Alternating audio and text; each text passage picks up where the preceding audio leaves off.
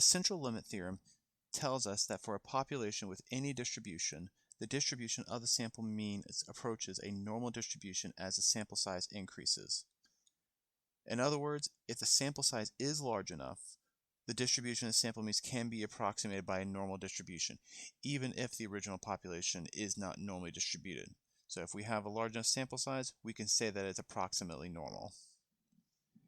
If the original population has a mean mu, then the mean will also be mu for the sample size. If the original population has a standard deviation sigma, then the standard deviation of the sample means will be sigma over square root of n, where n is the sample size. That's the biggest difference here, is just instead of having sigma, it's sigma over square root of n.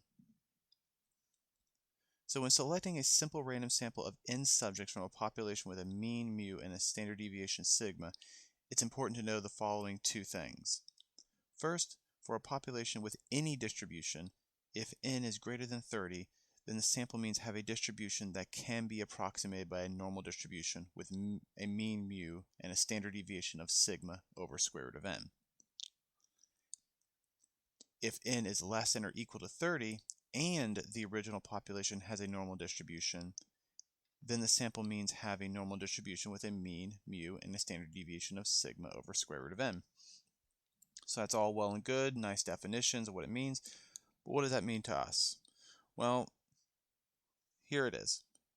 When we're working with an individual value from a normally distributed population, meaning if we're just trying to select one individual, we use the z-score formula of x bar minus mu over sigma. Very familiar, we've used it many times. We just use the standard z-score formula.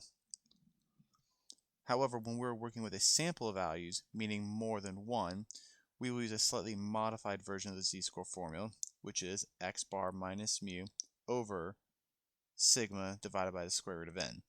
That's the biggest difference here. If we're looking for a single individual, and it'll say we're just finding the probability of a single individual from a population or a sample, we use this formula here.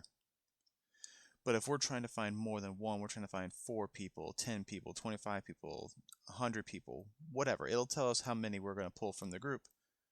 We're going to use this formula here. They're essentially the same thing, it's just that square root of n in the bottom is the biggest difference. So if we're looking for a single individual, we use the top one here, but if we're looking for a group of individuals, we use the one circled at the bottom.